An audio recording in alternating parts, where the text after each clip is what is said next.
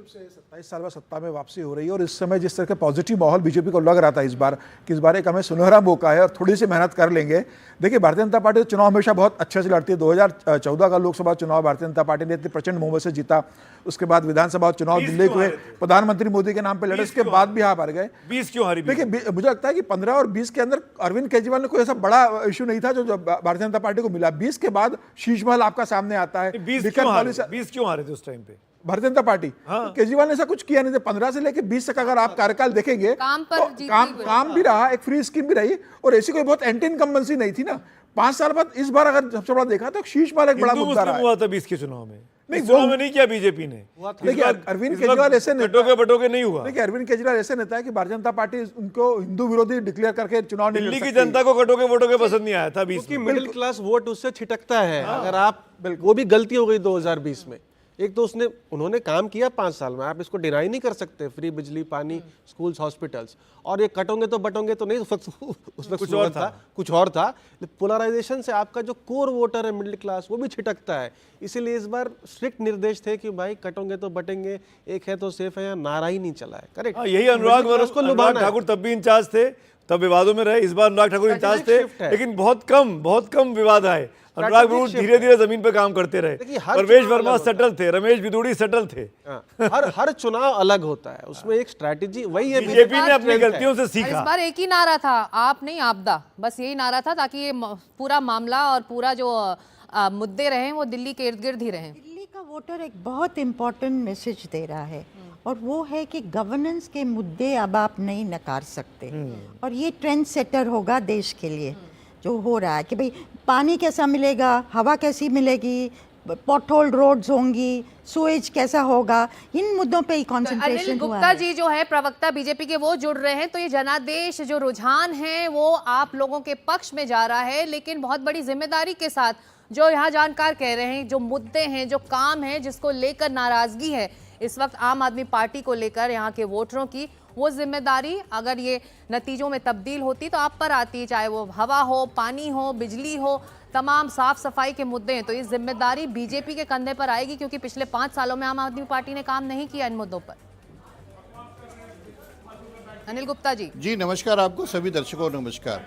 आप जी, आवाज आ रही है मेरी? जी आप बोलिए, अच्छे से आ रही है आवाज। आ रही है, बताइए जरा। बिल्कुल आ रही है, बोलिए। देखिए, हमने अपना संकल्प पत्र जारी किया है और जिस तरीके से लोकसभा चुनाव 2014 और 2019 का हमने संकल्प पत्र जारी किया था और 99% से ज़्यादा हमने वायदे पूरे किए। मैं आपको गारंटी के साथ कह सकता हूँ, ये मोदी की गारंटी है कि हम अपने संकल्प पत्र का हूबहू 99% से ज़्यादा पूरा करेंगे। आप देखेंगे आने वाले 3 साल में माँ यमुना भी साफ़ होगी, आने वाले 5 साल में दिल्ली की हवा भी स्वच्छ होगी और आने वाले 5 साल में जो दिल्ली में ये कूड़े के पहाड़ इन्होंने बना दिए हैं, जो पहले 80 लाख टन होता था, 160 लाख टन होता है, उसको भी हम रिमूव करेंगे। दिल्ली की 28,000 किलोमीटर सड़कों की भी रिपेयर होंगी, दिल्ली में सीवरेज व्यवस्था भी ठीक होगी। आपने बहुत बड़े वादे कर दिए हैं, आप ऐसे बातें कर रहे हैं। मैं आपसे, चलिए, आपने टाइमलाइन भी दे दी कि 5 साल में ये होगा, 3 साल में ये होगा।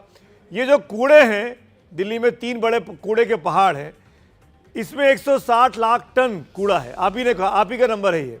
कहाँ ले जाएंगे इसको? हरियाणा में जहाँ पे आपकी सरकार है, यूपी में जहाँ पे आपकी सरकार है, राजस्थान में जहाँ पे आपकी सरकार है, कहाँ ले जाएंगे इस कूड़े को? कहाँ फेंकेंगे? कैसे इसका इस्तेमाल करेंगे? कुछ प्लान है आपके पास? ऑलरेडी बड़े बातें मत करिए, बताइए कार्यक्रम। सर, प्लान है ना, बिल्कुल प्लान। क्या करेंगे? अरे नहीं, अरे प्लान बता रहा हूँ ना आपको, आप सुनिए तो सही।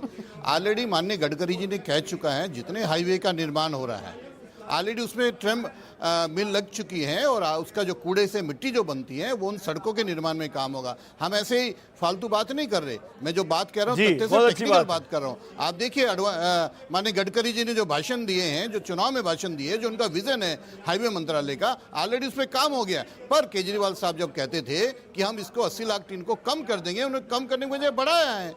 हमने कहा जितना देहरादून एक्सप्रेस, जितने हाईवे दिल्ली के आसपास बन रहे हैं, वहाँ पर ऑलरेडी इस कूड़े से जो मिट्टी बनी है वो इस्तेमाल होनी शुरू हो गई है और जब डबल इंजन सरकार होगी उसमें तेजी से काम होगा। आप इस बात में निश्चित रहिए, ये कूड़ा कम होगा। चलिए, आप कह रहे हैं कि आपके प्लान पर जनता का भरोसा रहा।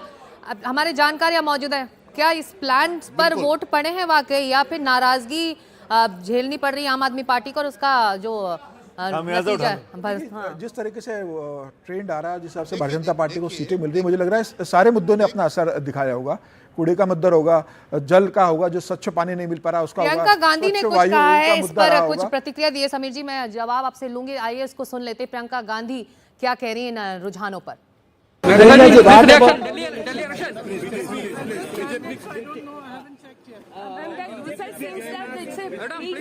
BJP and what you say? BJP clear victory, 15 seats. I haven't seen. Delhi election. I don't know. I haven't checked yet. Besides saying that it's a big seat for BJP. And क्या पूछा गया सवाल नहीं पता मुझे, लेकिन प्रियंका गांधी का जो ट्रैकर है रैलियों का वो बड़ा नेगेटिव है। पार्टी का ही आंकड़ा नहीं खुला तो ट्रैकर कहां से आएगा?